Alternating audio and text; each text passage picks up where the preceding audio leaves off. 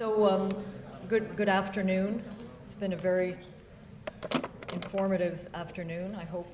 I'm sure this panel will be part of that. I'm Katrina vanden Heuvel. For 20 years, I've edited The Nation magazine, America's oldest weekly, founded in 1865, 150 years ago. And The Nation has repeatedly championed ideas originally labeled heretical, only to see them accepted as common sense a generation later. So today, when it comes to coverage of the Ukraine crisis, we believe it is vital to publish alternative views and to drive them into our national discussion, international discussion.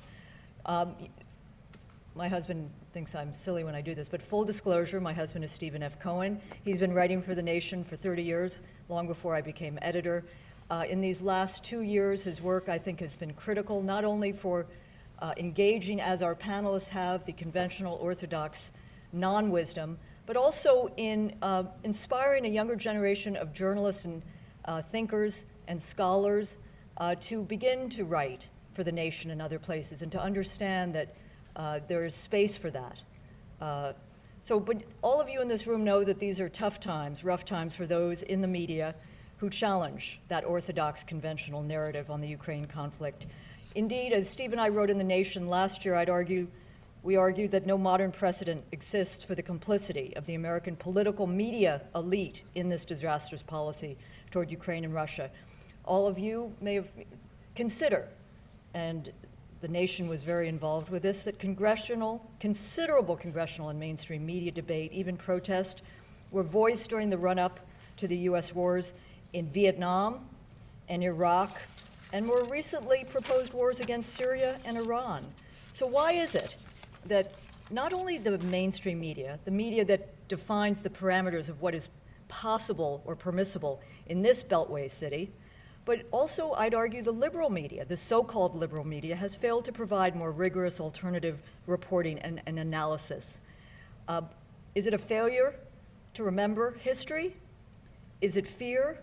Most of America's political and media class seem to share a common DNA, call it a fear gene, that if you challenge that orthodoxy, as Bob Parry has written, you challenge that groupthink, you will have your patriotism. If not your sanity questioned, you will be marginalized and vilified. Our longtime contributing editor, the great writer Gore Vidal, once called the United States of amnesia. And it may be that the lack of history, the lack of a historical perspective, something which these panelists do not have a problem with, has influenced what we read today. Think of the fact that how much of the media, many of you will remember this, bought into the narrative that the Yeltsin's 90s were a glorious time of democracy and reform in Russia.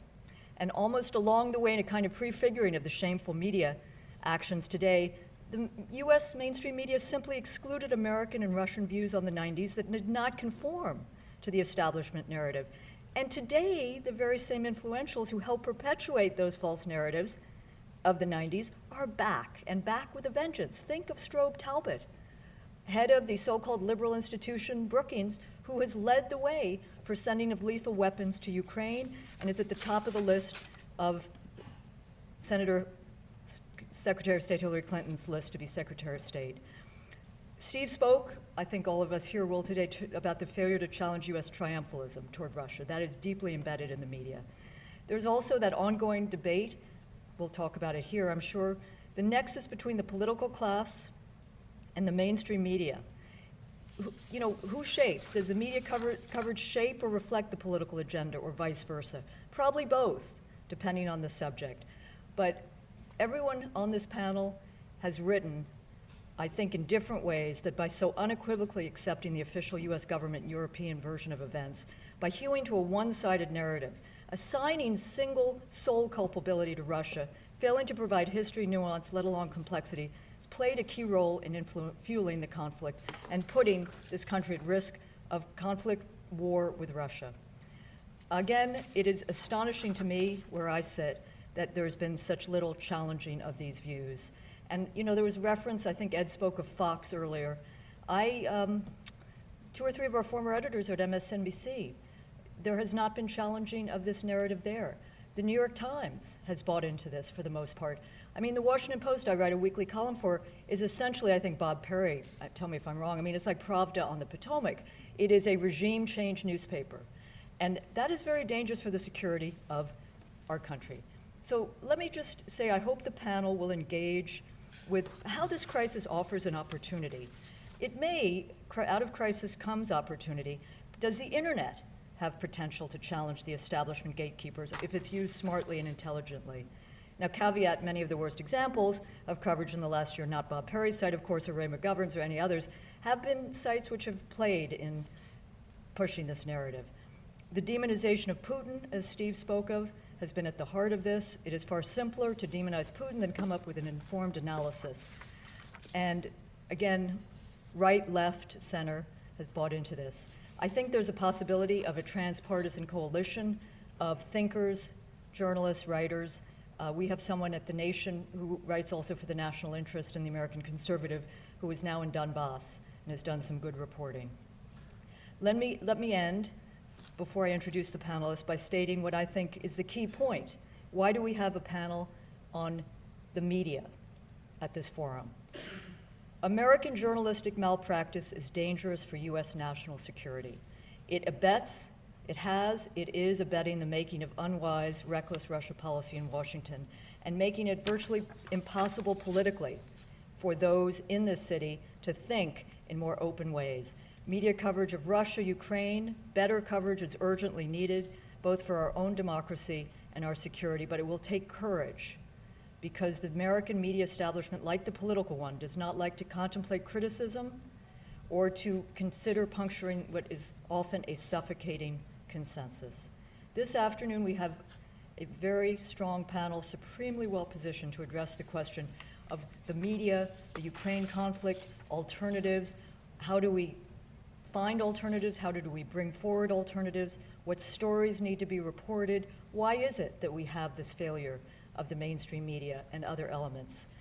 Let me introduce very briefly in order, and I've asked each of them to speak about 10 to 12 minutes and then open it up for Q&A with you. Robert Parry, he sent me a very modest bio. He is someone who broke one of the most important stories in this country's history, the Iran-Contra story, broke it for the Associated Press and Newsweek in the 80s. He's a longtime investigative reporter.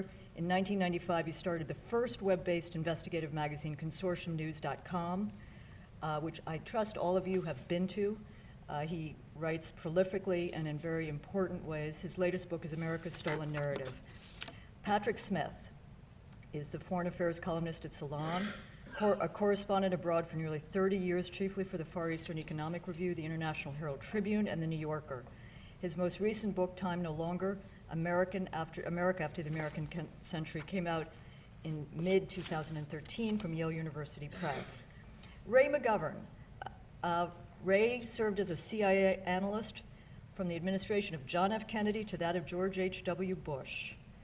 In January 2003, Ray helped create an organization I'm sure many of you know about. If you don't, go check it out, Veteran Intelligence Professionals for Sanity, to expose the way intelligence was being falsified to justify war on Iraq. Ray's opinion pieces have appeared in many leading newspapers.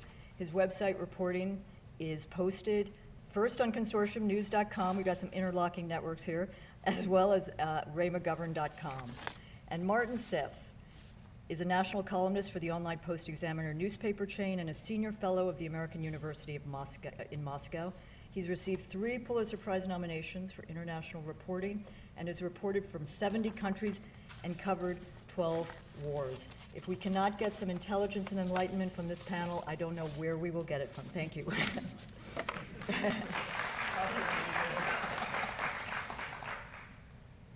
Me first? You first, Bob, and then.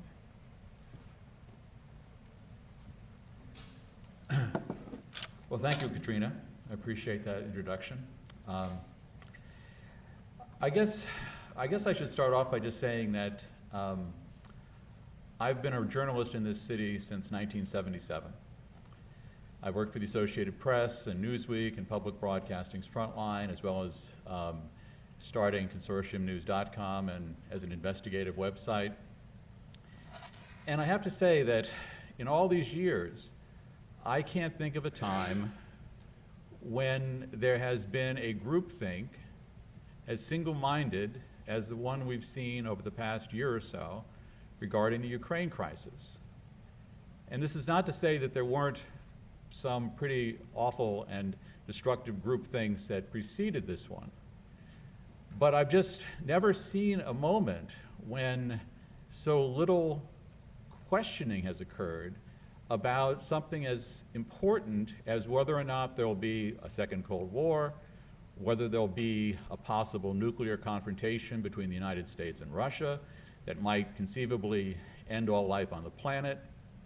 There's been a cavalier attitude, and not just where you might expect it on some of the TV shows, but you've seen it at the very heart of the most prestigious news organizations in the United States. I would say most particularly the New York Times, but certainly the Washington Post and others fall into this. Now, as I said, I came to Washington in 1977, and that was a time when it's hard to say that that was a golden age of American journalism, but it was a time when the American press corps asked tough questions, did not accept easy government answers, when the press broke through on many government lies, whether it be the Pentagon Papers, the publication of the secret history of the Vietnam War, whether it was not accepting Richard Nixon's blasé explanations for the Watergate break-in, whether it was penetrating into the Central Intelligence Agency's secrets, the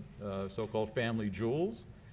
And so we had seen how the American press corps could work and how, I would say, our founding fathers envisioned it. This is not to say things were perfect, they were far from it, but it was a time when the press understood, I think, the basic responsibility they had to the American people, the implicit agreement that was in the First Amendment, that it's our job to ask those kinds of questions. And even if people don't like us for doing it, even if they call us names for doing it, that's still our job. And there's also this idea that I learned when I was at the AP and even before that there are usually two sides to a story. That you shouldn't assume just one side has all the truth, the other side is completely dishonest. I'm not saying that doesn't happen from time to time, but in my experience, there usually, almost always, is a second side to a story, something that journalists should want to know. I used to interview some of the more despicable people on the face of the earth when I was working for AP and Newsweek and PBS. I spent time with Roberto Dobusan, head of some of the death squads in El Salvador. My job wasn't to judge him. My job was to figure out what made him tick. And I think what we've seen lost in this era now, where we've come to the situation in Ukraine, is that from the very beginning, this was presented in a one-sided way. That the anti-Yanukovych forces had all the truth and honor and decency, and the forces on the side of Yanukovych were evil and corrupt and rotten and had to be overthrown. And there was all simple black and white, almost cartoon-like. And that just isn't the way the world is. And when I started seeing this, I was even surprised, even after the periods of the groupthink around the weapons of mass destruction on Iraq, but at least then there were some voices, a few voices, speaking up saying that the intelligence wasn't that good, that we should look more carefully, even though the major news organizations failed the American people terribly, and they particularly failed the American soldiers who were sent over there to fight a war on false pretenses, with 4,500 of them not coming back alive and many coming back severely wounded. And the American people shelling out $1 trillion or so. But okay, so we get to this issue of Ukraine, and I'm seeing basically the same thing, except even more so, more locked in. And what that's led to has been a failure to ask the hard questions and to push the U.S. government for answers. I know I've only a few minutes, but for instance, there's the case of the Malaysian airline flight 17 that was shot down on July 17th of last year. Obviously, there are many people with very immediate suspicions of who did it, how it happened, but we really didn't know. It was very interesting, even though the immediate conclusion was that the pro-Russian or the ethnic Russian rebels in the east had shot it down using a sophisticated missile provided by the Russian government, I was told pretty quickly from people reaching out from the U.S. intelligence community that there were other aspects to this that weren't being taken seriously. But there was a rush to judgment. John Kerry, within 3 days, went on all the talk shows that Sunday morning and basically said the ethnic Russian rebels did it and that the Russian government was complicit. I was hearing sort of that the U.S. intelligence community was going off in different directions on that. They still hadn't had a chance to evaluate all the evidence. On July 22nd, 5 days after the event, the Director of National Intelligence released a little white paper, very sketchy, based mostly on social media, also pointing the finger generally at the rebels and blaming the Russians, but not very conclusively, with a lot of things left up in the air. And I kept hearing from inside the community, the intelligence community, that they were finding other things, other suspects. And what became really amazing to me was that at that point, when there were 298 people who had been killed, a serious crime being committed, the US government went basically silent. It wasn't pursuing this issue, at least publicly. I'm told privately, but in the classified world, there was a great deal of progress being made. But this was not being shared with the American people. It was not being shared with the world public. It was not being shared with the investigators into this serious crime. When I checked just last week or so, when I was trying to, because the Assistant Secretary of State for European Affairs, Victoria Nuland, gave testimony in Congress in which she suggested again that the Russians were responsible for this. I tried to contact the State Department. They would not respond. I contacted the CIA. They said call the DNI. I called the DNI or emailed the DNI. And the DNI office very politely got back to me and said, well, here's our latest work on this. It was the July 22nd report they'd put out 5 days after the event. It wasn't credible. This is not a credible response. We know that the United States government, with all its intelligence apparatus, knows a great deal more about this crime, but is for some reason holding back that information.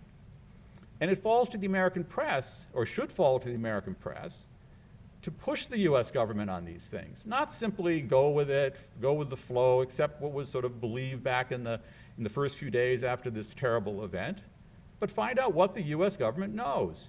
And why is it not helping to bring whoever was responsible to justice? So there are any number of these kinds of issues that have involved this issue of Ukraine, and where the American press corps simply has not done its job right. It hasn't asked the questions. It simply has acted pretty much as a propaganda conveyor belt. The State Department or the U.S. Embassy in Kiev puts out material, and the American press publishes it. And that's not the way it's supposed to work. And frankly, it was not the way it used to work. As I say, there was no golden age of American press, but there was a time when we actually did our jobs in a more serious way than we're doing them now. And on an issue like this, where the potential of a confrontation, what one of our writers, William Polk, described as a Cuban Missile Crisis in reverse, and Mr. Polk knows what he's talking about since he was one of John Kennedy's diplomats handling the Cuban Missile Crisis back in the 1960s. He now sees this as a potential to have that kind of serious confrontation between two nuclear powers. And if our lives and the lives of our kids and our grandkids are going to be put at risk that way, you would think at least that the New York Times and the Washington Post and the rest of the major US news media would do their jobs and not just accept whatever they're told by the US government, but press for real answers, push the questions, and act the way I think our founding fathers would have liked the American press to act. Thank you.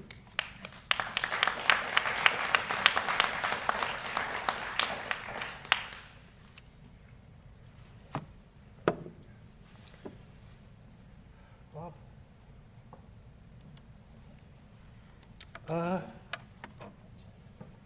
Everything they said, right? It's easy and difficult to follow.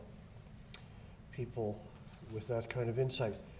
Katrina said something that makes it a lot easier for me to say something I want to say this afternoon. Pravda on the Potomac. I tend to think more about the Hudson River, but we'll leave that for another time. I'd like to answer or address the question of why things are the way Katrina describes them, and now Bob, and see if we can come to some at least tentative conclusions.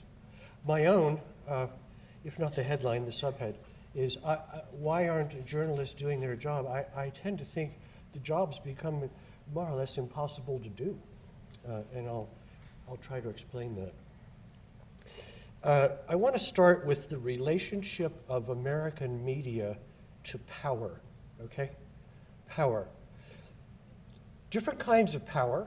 You can refract this through. You can have corporate power because of the ownership structures that have arisen from the 80s and 90s. Financial power because these are publicly listed companies, right? But I'd like to leave those aside and stay with political power, right? I think American media have had an unhealthy relationship with power since 1898. No coincidence. Our first advance into the imperial adventures, right? We often say you can have democracy or you can have empire, but you cannot have both at the same time. Maybe it is so with the press as well. You can have a healthy press, or you can have imperial ambition, but you can't have both. Just maybe, okay? That's 1898. We had, in the Cold War, a big turning point. The press had a very serious decision to make for itself. We all know, or many of us, the climate that obtained during that time. I don't have any trouble. I was young, alive, but young. I have no trouble imagining how difficult these sort of decisions were, but I don't excuse the decisions that were made nonetheless. The press, as with the scholars, present company accepted, and others, ran for cover. And it's one thing if you're in some kind of corporate position or whatever and you take cover because you're worried about your job. If you're a journalist, you have other responsibilities beyond the responsibilities you have toward yourself. You have civic responsibilities. If you don't want to fulfill them, go do something else. This was a very serious moment for the American press. I dwell upon it for a moment because I think the American media had a very bad Cold War, and we've never gotten over it. We've never gotten over it. We had an interim of a decade or so during which we could have tried. I say we because I was around then, hacking away. We didn't rise to the occasion. In 2001, we had another decision, not unlike the one we had in the 50s, McCarthy and all that. And we did the same thing again, right? We bent to power, we reconfirmed an already unhealthy relationship with political power, right? We repudiated any notion, I use lecturing in universities, you trot out the phrase fourth estate. You have to explain this to journalism school graduates now. They don't even know what it means. It's so antiquated, right? Absolutely no notion whatsoever as journalism as an independent pole of power with a sovereignty all its own. We bargained it away in the access game. I assume you all know what I mean by that, and in any number of other different ways, right? Ukraine, I think, is at least of the magnitude of our Cold War bad decision and our 2001 bad decision, possibly worse. I think in this period, quantitative becomes qualitative. I think the function of media in this country, we should not any longer be misled by ownership structures such as we have them. Informally, effectively, I think we're looking at a situation where American media function as some kind of state-supervised institution. If you think that's an exaggeration, I will defend it. The New York Times editors do not go to Washington, the White House, state, Intel, what have you, once or twice. You read about it. Bill Keller consults with the administration, or Jill Abrams. You read about it once or twice, that's shocking enough, and then the story goes on, you start untying the string, and they're doing it all the time. SOP. It's not acceptable. It's not acceptable, and we have to ask why this is. I'm going to use a phrase that some of you may find a little offensive. I welcome all uniformed officers, but good enough they're not here to hear this. I think we are in some approximation of a late imperial phase in this country.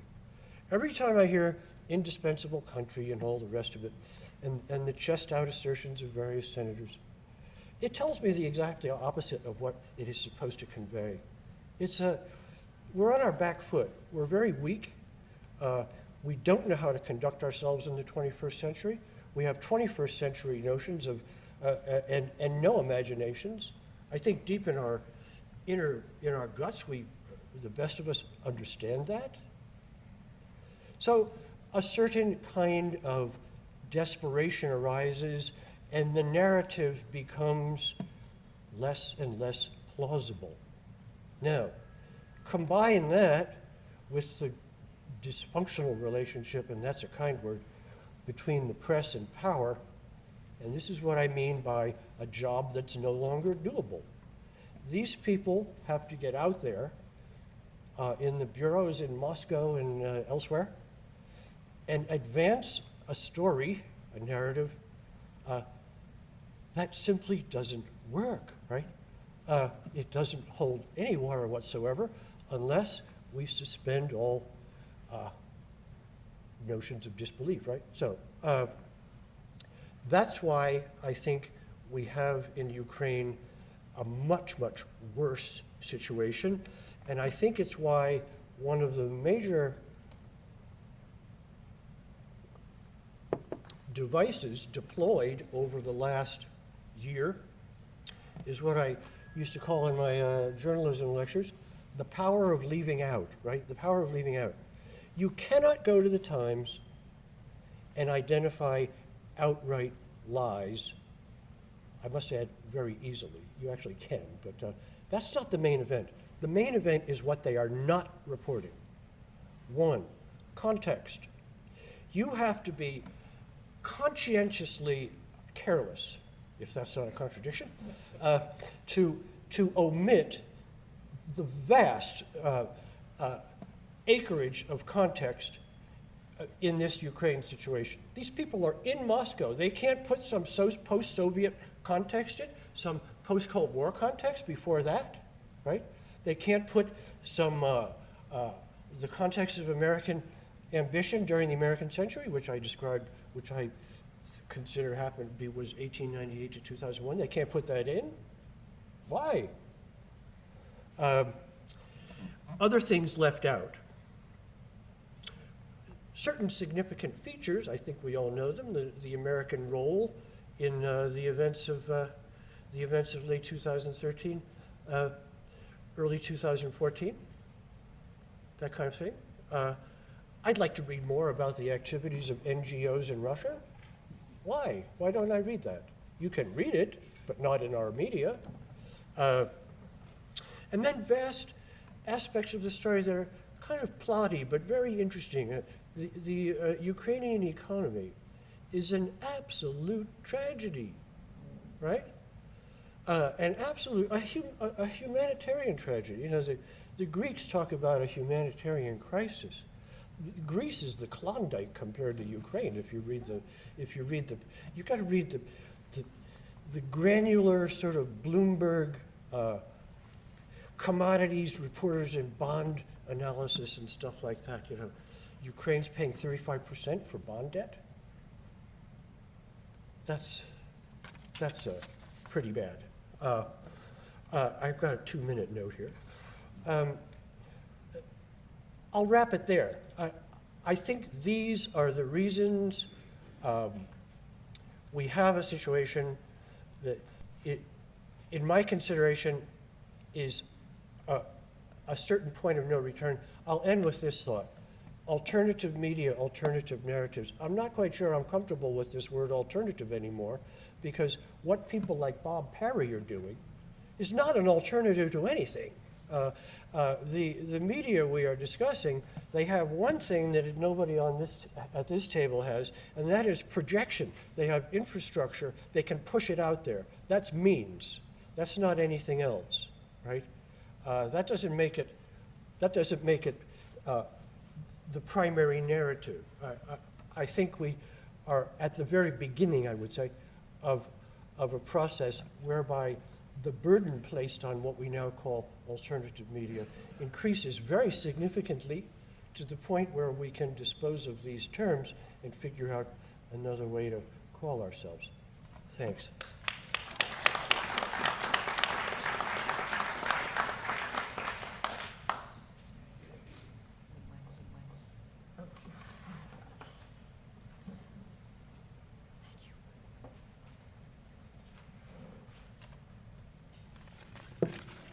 Good afternoon.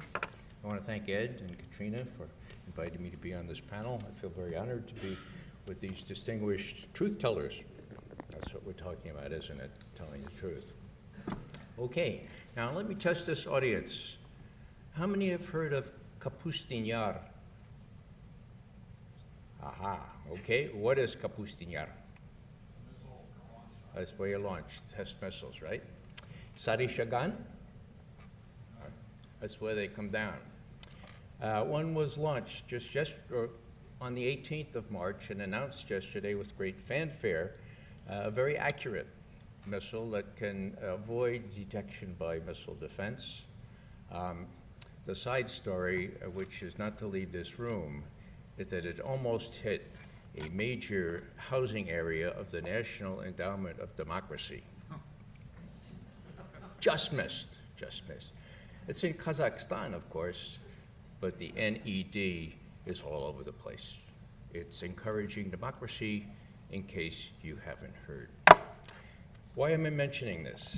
Well, I used to focus on Kapustin Yar and so forth when I was leading the Soviet foreign policy branch at CIA. We paid really close attention to this, especially in the time leading up to the strategic arms limitation talks. And I had the good fortune to be in Moscow in May of 1972 when all those agreements were signed, particularly the treaty. The treaty dwarfed all the other agreements in significance since it was the primary stabilizing factor. The anti-ballistic missile treaty, squandered, sort of said not in effect anymore by George W. Bush. Well, I think Star Wars is worth sort of focusing on, because I was there when Ronald Reagan was really taken with this, and he was so taken by, well, let's face it, it's the biggest corporate welfare operation in the history of the United States of America. There are scientists here that know a lot more than I do, but the ones that I respect tell me it's never going to work, unless you want to make it the largest corporate welfare system in our history. So why do I mention that? Well, Putin can't be sure it won't work. And what he sees is not only this national missile defense, but he sees all these ships and so forth. Bobby Gates was real clever, he says in his book, the Poles and the Czechs, they're getting kind of wobbly on anti-ballistic missiles, so I'll put them on ships. And somebody said, well, won't the Russians object to that? He said, well, I've never really lost much sleep out of pleasing the Russians. Okay? So that's the attitude. call it hubris, call it arrogance, we don't really take into account. We don't have to take into account. We haven't, at least for the last 20 years, but now we do. Now we do big time. Because what really matters is what Putin and his colleagues there in the Kremlin look at when they look at things like national or missile defense, period. Now, who can tell me what Putin said last spring about the reasons why Crimea was annexed to Russia proper? What did he say? Anybody? Just shout it out.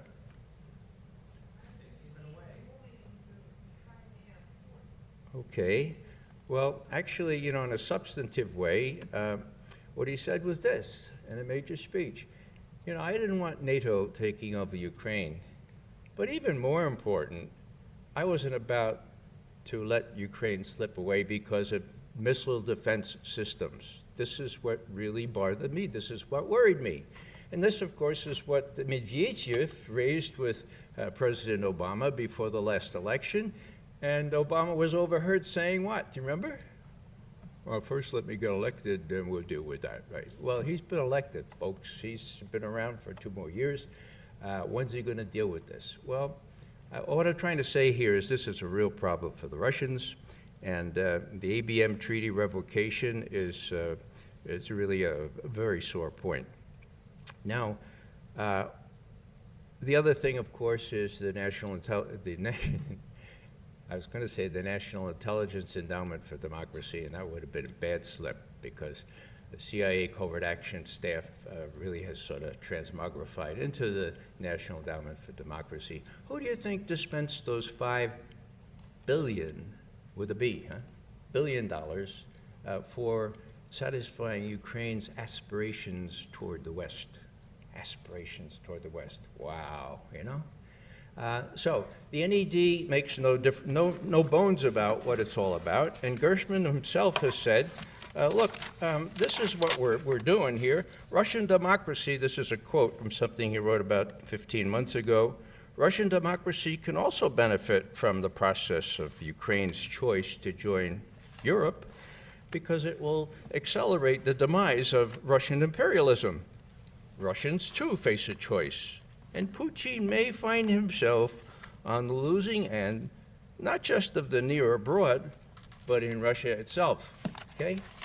Now, you read that congressional resolution that was passed, I think, yesterday or the day before, and you'll see it has to do with facing down Putin domestically as well as his so-called aggression. So this is real. Putin doesn't have to be paranoid.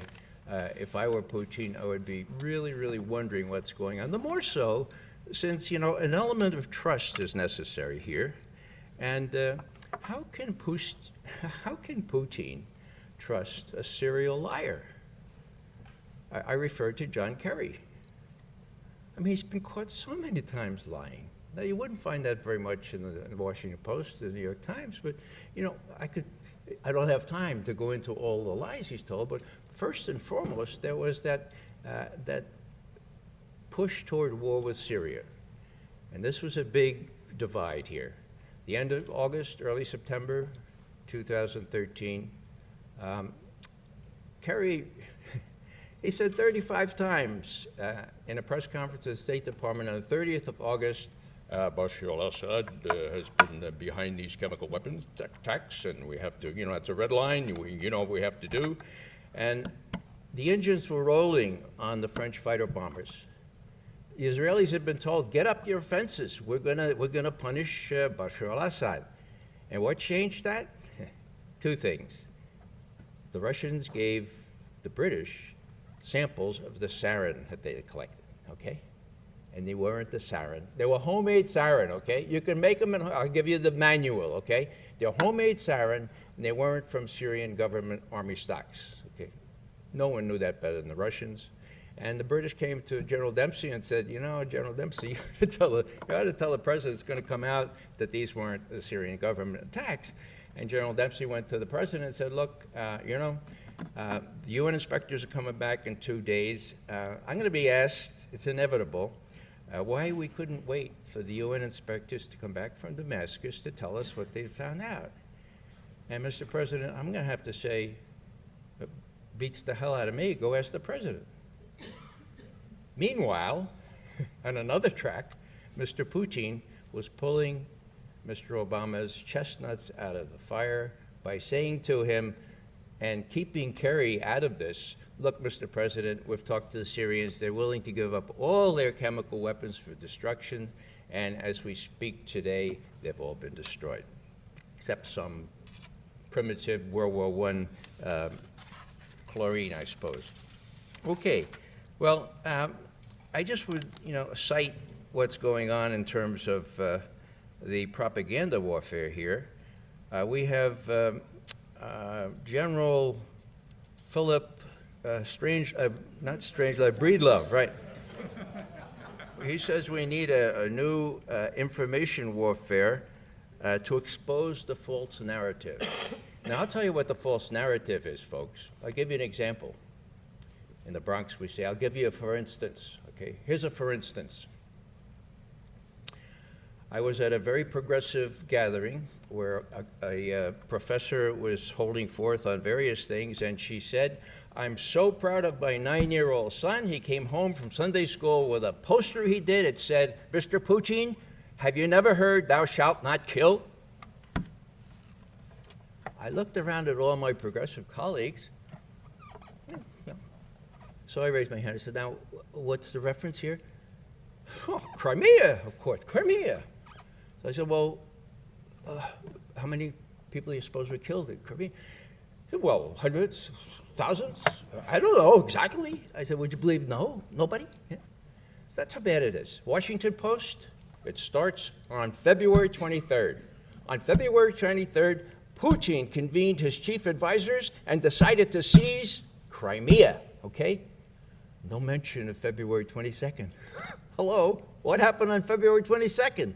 83%, took a poll of my friends, don't know what happened on February 22nd. The coup d'etat arranged by us, Newland, Kerry, and the rest of them, which caused all this turmoil. So what I'm saying here is we really need to fix that, and the best way to do that, I think, is to face up to the fact that, well,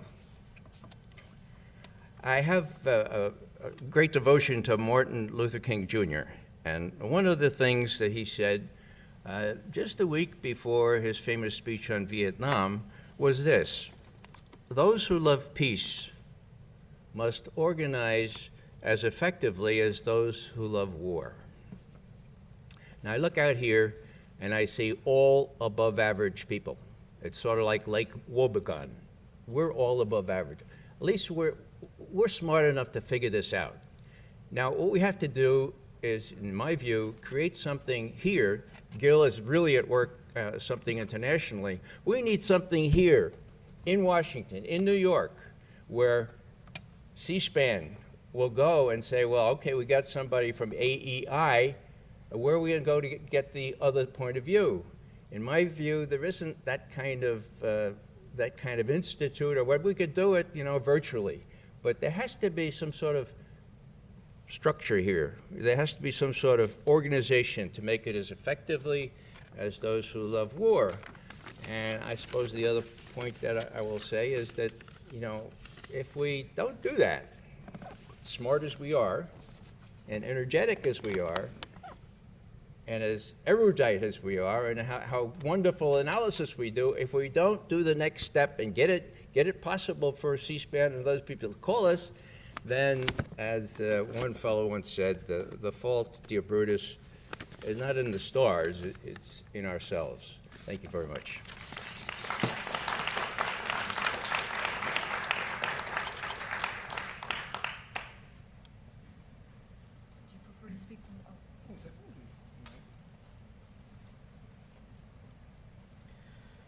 I never heard of an Irishman who didn't want to speak from the highest position he could get away with. I am Irish, so anyway, first of all, a horror lesson from history, a brief story, hardly known. In 1911, the British Parliament passed an updated version of the Official Secrets Act. It was in practice what Harry Truman, arguably one of our most overrated presidents, did when he created the national security state in 1947. It institutionalized over the previously entirely independent British press the very subtle but skillful manipulation of government control. And there were dozens of independent newspapers in London alone, let alone 2 or 3 competing ones in every major world centre. 3 years later, Britain went to war with Germany, a totally avoidable war. It's relevant to mention here an outstanding new book by a great Australian academic. We've got some Australian heroes here in this delivery. Douglas Newton, The Darkest Days. I recommend it to all of you. It came out in the last few months. How avoidable the British entry into war in 1914 was. How avoidable. First point. So Britain goes to war. And for the next 4 years, the narrative is dominated by a single press lord who owns the Times of London and the most popular tabloid newspapers in the world. Is this starting to sound familiar? Alfred Northcliffe, who owns the Daily Mail, and today, by the way, the Daily Mail is still the 3rd most read newspaper website on earth. Some things never change, right? Cheap patriotism, lots of pin-ups and lots of gossip about the Kardashians never fails, right? For 4 years, the British public are told, the driving force from those 2 newspapers, but everybody else keeps it up, that the British generals in World War I are military geniuses.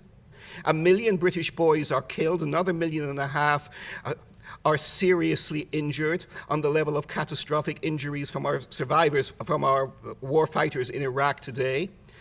As a result of World War I, 1 in 3 of every British male between age 18 and 45 in 1914 dies in the war or dies 20 to 40 years before their time. When I was growing up in Britain in the 1950s, there were still lots of genteel tea shops and a vast excess of lonely spinster ladies filling Britain. They were known as the 2 million. They were the 2 million ladies who died before their husbands or the loves of their lives could even meet them because they had been killed in World War I. And that is the price that was paid then for the suppression of truth and of a free media. Right? I think I have your attention. Now, I actually disagree very strongly with one member of the panel, with Patrick. Of course, there is an intimate relationship between journalism and power, because journalism is a way for power to interact and convince people. But when you have a healthy media, this is mediated. I can give you many examples where the media 100 years ago and 50 years ago and 80 years ago completely missed major stories. The New York Times was more culpable in 1931 than it is today. They were Holocaust deniers. They did not deny the extermination of the Jewish people in Europe in the 1940s. It was actually well reported in the New York Times, but in inside pages. But they did, their correspondent in Moscow totally denied the genocide of the Ukrainian people in the Holodomor from 1929, the famine genocide, to 1932, which killed up between 3 million to 10 million people.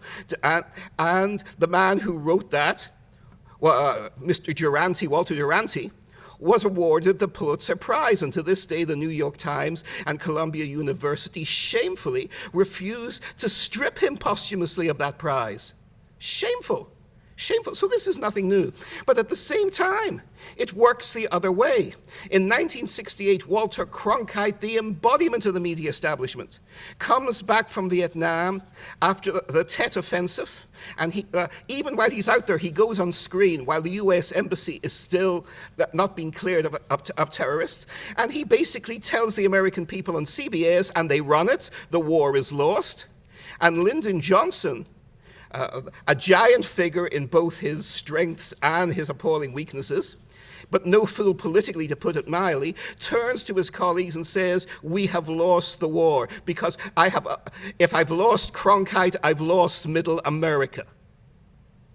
So it's not true that empire blots out truth. It tries to. We have a much bigger and more pervasive problem today. We have the collapse of the great journalistic culture of the United States and of the Western world. the disintegration of it. And in the remaining 5 minutes, I'll list the 6 points, gallop through them, and we can talk afterwards at leisure, or you can have questions on it. First of all, we have a generation of reporters who have the arrogance of the hyperpower. They've grown up since 1989. They don't have a sense of a world with limits, a world of complexity, a world of 7 billion human beings that the American army and the American government and most of all the American media and its pundits, God help us, cannot control. Cannot control. You can say anything you like from your enchanted bubbles in Washington and New York. It doesn't change the dynamics of what's happening in Ukraine or Iran or the rise of China or many other things. And that leads to point 2. I was still of a generation where you were only respected, at least among your peers, if you covered the world, if you'd actually knocked around the world a bit, if you'd been places, if you'd been in an unpleasantness or two. And in my personal case, this was compounded for the fact that I am from Northern Ireland, and I lived working professionally in a home city which was filled with terrorism and civil war in the late 1970s and early 1980s, when I was still there, starting out at a very low level, at the lowest imaginable level in journalism. And believe me, it's different. We despised the gung-ho British young correspondents from the Times and the Daily Telegraph who came in, and they basically had a hunting, shooting, fishing view of the war. You would go out hunting for the IRA with a Special Air Service, like you would go on a fox hunt, or you would go shooting peasants, and the bad guys would get shot, and we'd get nice stories about it, splashed on page 1 of the Telegraph. But if you were living in Belfast at the time, and you had to cover the paramilitary gang leaders, and be polite to them and smile at their jokes, when you were knowing you were laughing at the jokes of people who killed with their own hands and tortured with their own hands, it's a very different kind of war. You get a very different perception of war, and the kind of ugliness that automatically comes out of wars. Anybody who's been a serious foreign correspondent gets at least something of that. Something of that. One of the reasons there's been such a high loss of stringers in Syria and what have you now is, like that poor fellow young Stephen Sokolov, they send these poor young fools out and they're naive, they don't know what they're getting into, they have no street smarts, there are no more experienced people around to tell them, don't go looking for Al-Qaeda or ISIS, because if you go looking for them, and you're obviously American and even more obviously Jewish American, you'll find them all right. And that'll be the last thing you do. I mean, nobody told these poor kids anything like that. They go out there to make the world a better place, and then they're amazed when they get kidnapped and decapitated years later. You need to have professionals doing this kind of thing, people who, and even then, the best ones like Marie Colvin or Auntie Shadid will still die, but at least they know the risks. And I think the loss of people like that is irreplaceable. It's irreplaceable also because of another level of ignorance, the collapse of the American education system. There is no give and take. You have SAT scores, you have preferred tests. I see my kids all going through the system. Nobody is taught to question. There was more questioning in the Soviet Union, where everyone knew the system was a lie. Here, nobody has the conception of questioning. But these are the kids who become staffers on Capitol Hill, producers for all the media outlets. Most of these people who will hire a talking head to speak 2 minutes on any American media news outlet, they're in their 20s. They know no history. They've not been taught the concept of history. They have the attention span of a flea. They want someone who will come in and give them simple certainties for 2 minutes and not rock the boat. A personal experience from just a couple of months ago, when I ran foreign op-ed coverage, 2 minutes, at UPI. One of my columnists was Helen Caldecott, who set up International Physicians for the Prevention of Nuclear War, which won the Nobel Prize. Really, it's Helen's prize, but Helen, of course, another Australian hero, insists it's the organizations. She gave a speech on Ukraine and the threat of nuclear war at the National Press Club. The Press Club advertised the meeting. I went wearing the very tiny resources of the Post-Examiner online newspapers. I was the only American journalist there. There were 6 people in the room. And the only other working journalist was a nice 22-year-old girl, an American girl who was a stringer for RT, for Russia Today, right? And that was the only coverage there was of a Nobel Peace Prize winner at the National Press Club warning of the threat of nuclear war in Ukraine. And that is what we are up against. I used to give lectures, if any of you can hire me for most modest sum, I still will, on the rise and fall of international broadcast journalism in the United States. It starts very late. It only starts from scratch with Murrow and Schauer covering the Anschluss, Hitler's occupation of Austria in 1938. And by the 1990s, it's already dying. One last point. Patrick mentioned, how do we get the kids you have to get the people in the bureaus in Moscow and Beijing and Cairo to get on their feet and cover the story. There are no bureaus in Moscow or Beijing or anywhere else. They've all been liquidated in the name of saving money. There was no money in it. The New York Times and the Washington Post are the only news organizations that even pretend to have any kind of experienced foreign coverage anywhere. And in Moscow, even before this crisis, the best New York Times people don't go to Moscow as they did in my time, or Washington Post people. The best people cover the Middle East still, cover Asia, cover China. There's nobody competent left covering Moscow from American media. And the old media culture has collapsed, and we have to start from scratch. And not easy. One last very quick word of optimism, and that is the very thing that people are pessimistic about, I am optimistic about. The rise of antiwar.com on the left, the rise of Breitbart News on the right. The more chaos we have in the media, the more upstarts we have in the media, the more there will be opportunities for everybody who questions the accepted narrative to speak. I mean, what Bob is doing with Consortium News is a classic example, and heroic, and I think in terms of who you reach, and not how much money you make, but who you reach, you're a great success story. Charles Bowson and Russia Inside are the same. We have people in this room who are actually already producing the answers to the problems we are discussing. Thank you.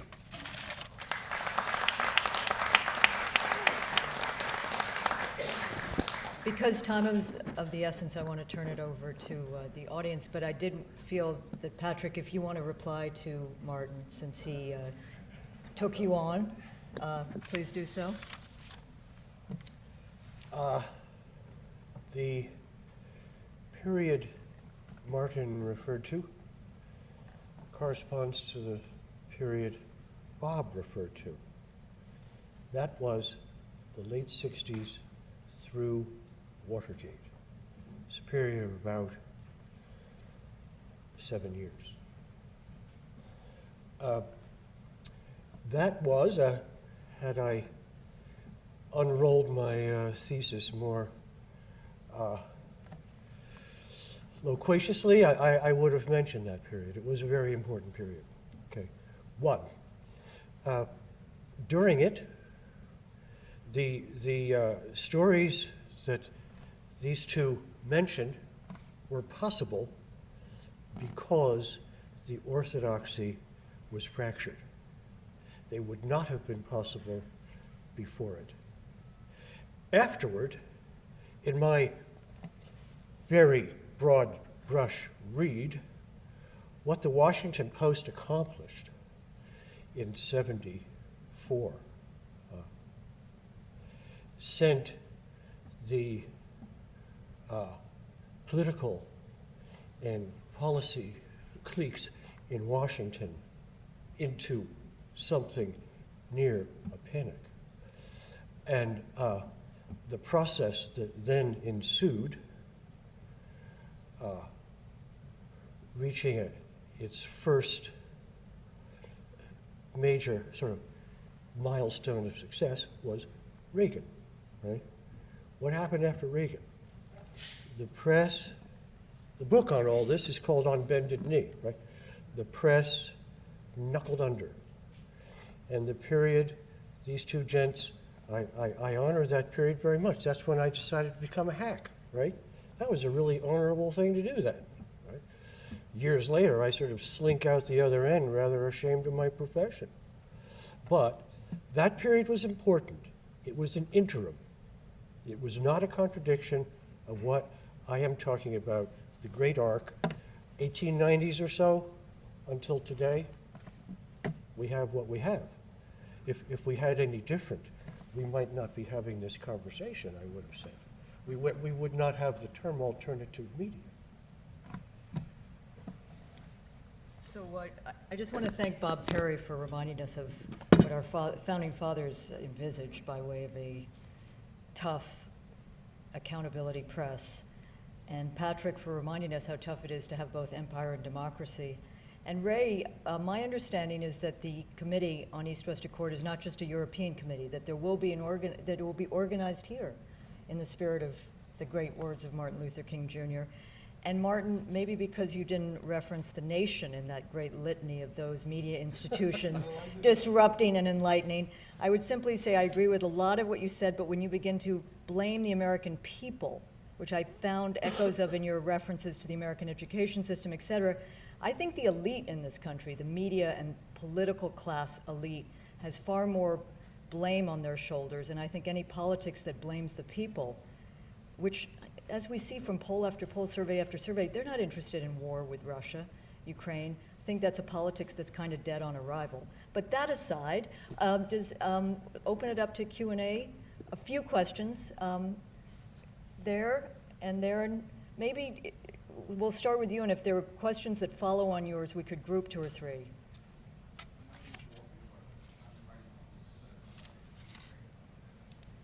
Can you speak up? I'm sorry. These blank spots in history, not just MH17, but the snipers. What major news media in this country has talked about Ivan Katrinovsky's almost definitive study about the snipers? And why not? What about the slaughter in Odessa? It seems like Paul Robinson gave a very interesting speech, I guess, at the University of Ottawa in February, in which he talked about what has happened essentially is Ukraine has, not Russia by the way, Ukraine has gotten out in front of all these messages and essentially propagated lies, and the Western media has more or less gone along with it. I don't see any serious examination of these, and I really recommend everybody take a look at Kachinovsky's paper. It's nearly definitive as far as who the snipers really were, and they weren't Yanukovych's police by any means. They were the other side.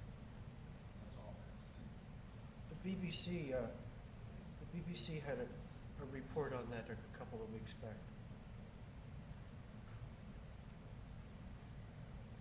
Quick comment. I'm a retired economist, and what I find very unsettling in some work I've done, we really become far more, for professionals, far more, I don't like the word boss. In fact, the word boss is used so much more common than it was.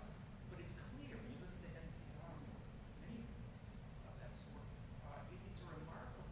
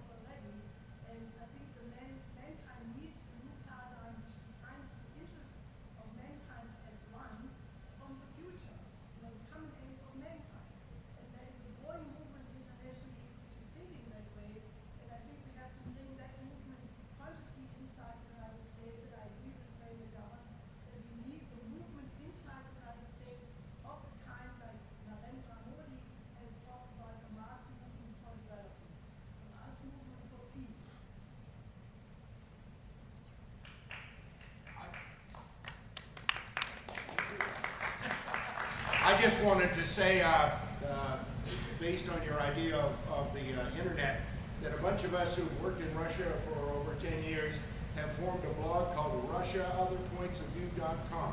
All run together, all small, and I invite you all to both read it and also contribute to it. We'd be very happy to have you do that. On the contrary, here's my question for you. This is the least read nation in the world. Number two, 500 of the leading 1,000 movies in the last 40 years all depict Russians as spies and some sort of thing. And number three, in terms of just the movie, the biggest single impact in the United States are, at least under 49, are kids and adults going to movies. So my question for you guys is, I understand what you're doing. How do you attack those big, big numbers, given that literally 80% of this country is known as Mary and John Medico, as the intellectual group? So that's my question. What would you do? Actually, I have an easy answer for that. In the 1960s, the two most popular and long-lasting, still re-shown popular TV series, especially among kids and teenagers in the United States and around the world, were The Man from U.N.C.L.E. and then Star Trek. And they both had Russian heroes in extremely prominent positions who were not anti-communist or anti-Russian Russians. They were Russian Russians. Ilya Kuryakin, who was played in probably enough by David McCallum, whose extraordinary career 50 years later, he's now again in the most popular TV series in the world, an American patriotic show about naval cops, NCIS. Again, the most popular show on television. A very strong thematic message. And one of its sister shows, by the way, the show itself featured as one of its heroes an Israeli agent who was working with NCIS, played by actually a non-Jewish actress, very talented lady. And as you say, the impact of these things in positive as well as negative ways is enormously.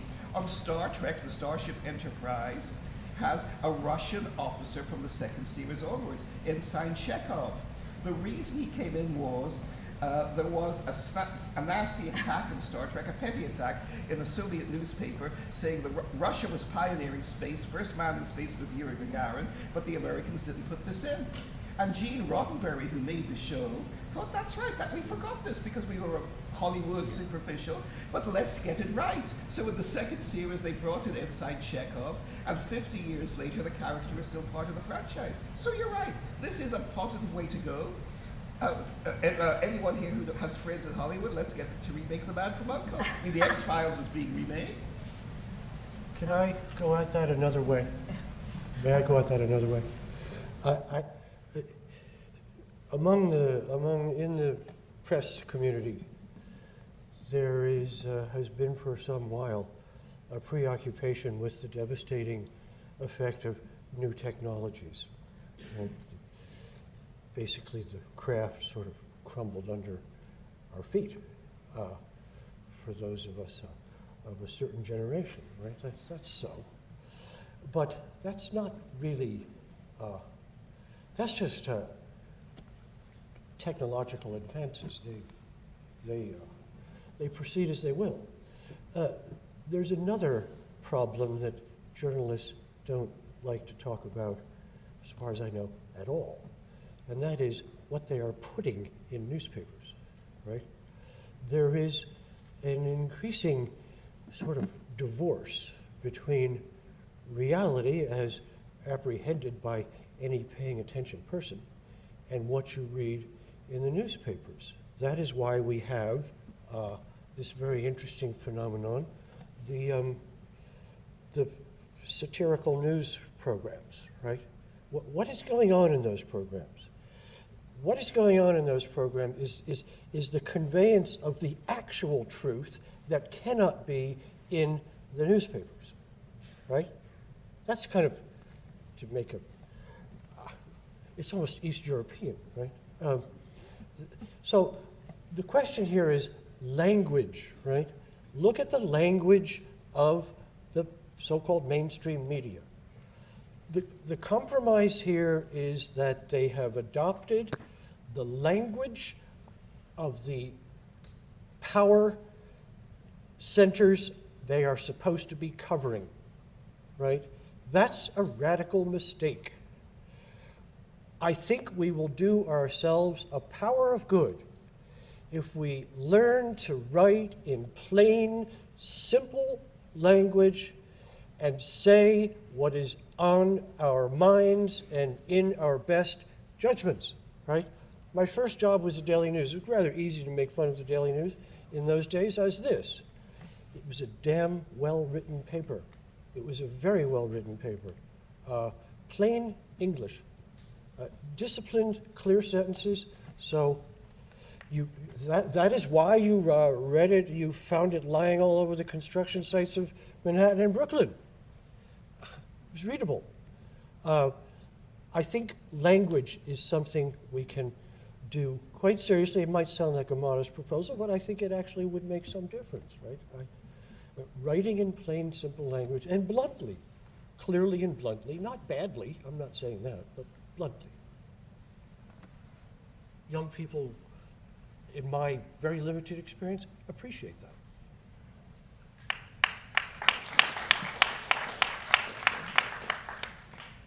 Well, I want to thank Kat and the panel that we are now back on schedule. So we have like a final touch, because we talked about alternative media today, and we have like a new boy in town.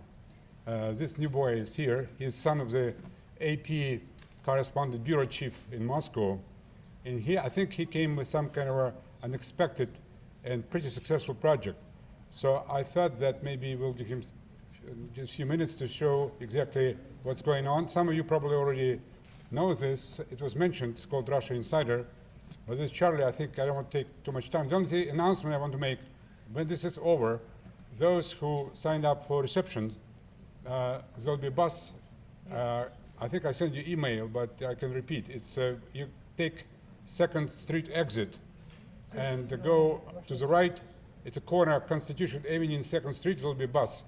But only for those, of course, who signed up for reception and, first of all, speakers. I can't guarantee that all of you can get in, so we have to really yield to speakers, and then the rest can. And those who left behind, take a cab. Sorry about this, but this is what we could do.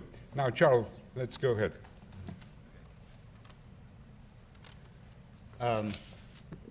Ed, thanks very much. You know, I cannot get my laptop working the way it was. So if you can find the person who changed it, I just need the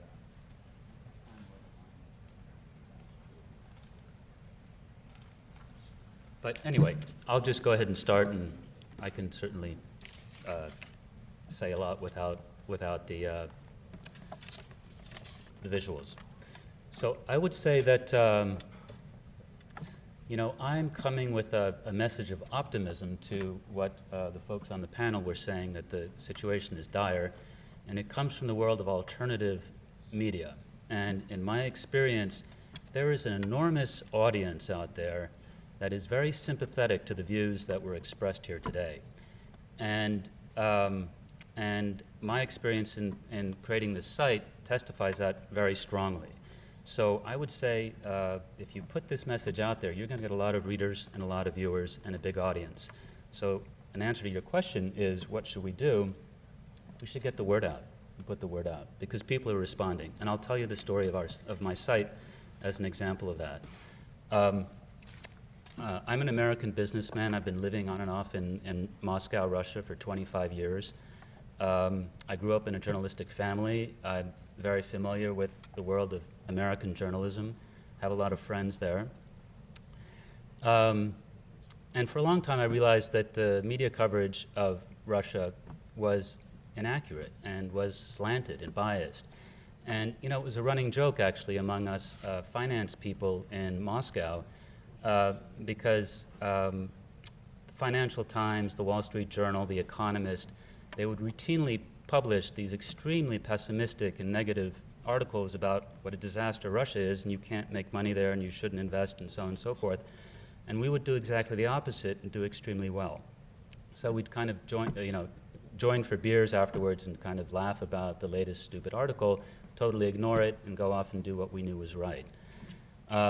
So it's been something that a lot of people have been aware of for a long time, this problem in the media, but it didn't seem like something that needed to be addressed. And then this past summer, when the Ukraine crisis broke, I felt very strongly that I just had to stand up and say something because things were getting scary. They were getting dangerous. So I and a couple of my like-minded colleagues, all non-Russians, we put up a little site that we thought would be read by about 200 of our friends, where we would just sort of let off some steam and sound off on some of the things we thought about Russia and about how the media was treating it. And what happened was, people started volunteering. People started writing us and saying, hey, we love what you do. Can we also put something up? We got talked about in social media, and it was like this gradual sort of income of more and more people, volunteers. It grew bigger and bigger, and we realized, hey, this could turn into something more substantial. So we built a better website, and the thing just took off. And we had an enormous response from readers. And we launched in late September with the main site, and by Christmas, we were getting 70,000, 80,000 page views a day. And as of now, we cumulatively have over 20 million page views in exactly 6 months. And that's extraordinary because we didn't promote it, we didn't advertise it. We're not professional media people, we're not professional website people. This is something that just kind of happened on its own. And the interesting thing about all this is that it's growing. We're growing at about 20 to 30% a month, and we're getting an enormous number of volunteers from all over the world. Oh, okay. Well,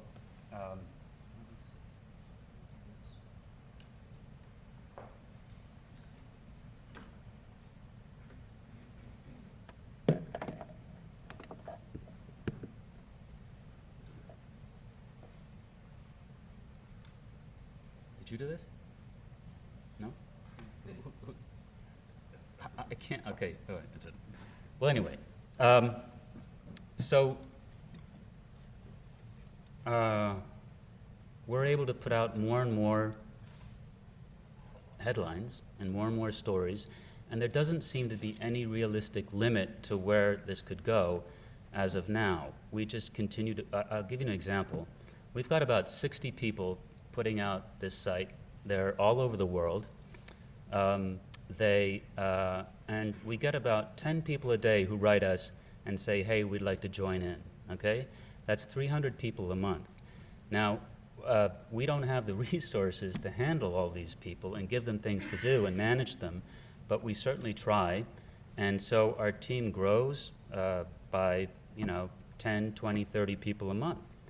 And these are top-level people. These are people, oftentimes they're academics, they're retired diplomats, they're professional people, economists, financial people, lawyers, people who are capable of producing fantastic stuff. So what this really is, it's an example, it's citizen journalism in the real sense of the word. And also, it's important to understand that this is really a volunteer collective effort. This doesn't have any sort of top-down management from me or other people who started this site. We have trouble sometimes controlling what goes up. Sometimes things go up and we sort of throw up our hands and say, oh no, and we rush to take it down. It's very chaotic. It's very democratic. And it's going to grow a lot. And it's gotten so big now that venture capital people are calling us and saying, hey, this really reminds us of Breitbart.com, how they got started. It really reminds us of Huffington Post. This is something that we would put money into because we see a success story when it's getting started. So it's very exciting, and it has a big future. And one of the things that we do is we benefit enormously from a lot of this alternative media that has sprung up. And it's sprung up in reaction to the media failure that has been discussed on this panel. And I'd like to mention some of the sites that we use a lot. It's a great big sort of sharing and cooperation project. One of them, probably the most prominent one, which many of you probably have heard of, is called Vineyard of the Sacker. And that's another interesting example. This guy got started writing a blog all by himself. And he started it about 1.5 years ago. And people liked so much what he was doing that they started volunteering and joining in. And he currently, I think it's now a group also of, 40 people or so, that put out this site in an amazing diversity of languages. I think they have 6 languages now, including Russian, German, French, Serbian, and I think I might be leaving something out. But I was talking to one of the guys who runs one of these language sites, the New Zealand version, and he said, you know, I've got a team of 100 people who have volunteered to translate material for me, and they're all over the world. And I can just throw stuff out there and get a huge amount of stuff translated, video and so on. So, you know, their experience parallels mine very much. But I could mention a lot of blogs. I was supposed to show all this on the video, but it's not working, so I'll just have to tell you about it. Another site that is very good is fortrose.com.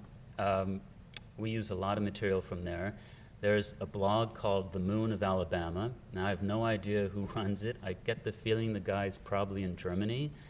But I would recommend that very much. We use that a lot. Help me, Ed. What are some of the other ones? We'll send, I think, since we cannot show it, Yeah. we have emails of people, so we will send them all. Actually, some of those sites were listed in the program. So Yeah, a lot of them are listed on the program. Now, I want to say something else which is very interesting. We also watch the German media. And we do that because a number of us can read and understand German. I myself am half German and speak fluent German. And what's interesting is that the Germans are way out ahead of the rest of the world in this department. It's absolutely fascinating. Their media has been the toughest and the hardest in terms of taking a hard line against Russia. And it's really kind of comical to watch it for a Westerner. You turn on the German TV and you see things you just would never fly for a Western audience, for an Anglo audience. Well, anyway, what's happened is it's created a backlash in Germany because the Germans didn't buy it either. And there's a whole cottage industry of alternative websites, blogs, associations, citizen action groups, and all sorts of things that are being extremely critical of the German media, way more than what we've been able to do. And it's not something that a lot of people know about, but it's important because Germany is an extremely important country in this equation, and there's a major, major movement going on there. People are filing lawsuits, people are protesting in the street, and there was an opinion poll taken by a major German TV station a couple months ago, to which the respondents answered a question, do you believe what the media is telling you about what is happening in Ukraine? And 63% of Germans said no. No, we don't. Now that is a PR failure, and that's a propaganda failure, and that's a media failure. They've lost the trust of the people there.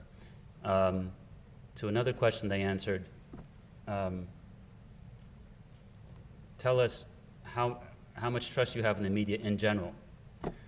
And there was a lot, some, sort of, or none at all. 15% of people answered none at all, 0. You've totally lost us. So just an interesting little insight. It's something else that's going on, and we cover it and write about it. Let's see. I think that covers it. If there are any questions, I'd be happy to answer them. Yeah. My name is Kendrick White. I'm Vice Rector for the University of Nijni Novgorod. Most of the world looks at Russia and just sees news about the oil, commodities, natural resources, and all the negative things we all know about. There is actually a thriving development of the innovation economy. And I'm part of a university which is collecting data from about 150 other partners around the country on news releases, what's happening on the innovation economy, developments on creating new drugs, new solutions. So I think if that information is interesting, that's actually out there and that's available for people to look at. So, I'm happy to introduce you to that to get that into your Russian insight. I would be delighted. I would be delighted. Thank you. Okay, thank you. I'm sorry for this computer problem, but we have about run out of time. I want to thank, of course, all our speakers. I think we had a great time today, and hopefully we had some media, so maybe it will be spread around. And again, those who signed up for reception, please take exit 2nd Street, turn right, and you'll see the bus in the corner, Constitution Avenue in 2nd Street, Northeast. I can't guarantee we'll take everyone, but the speakers have priority, and then whatever space is left. Otherwise, just take a cab. I'll see you at the embassy. Thank you so much. Thank you.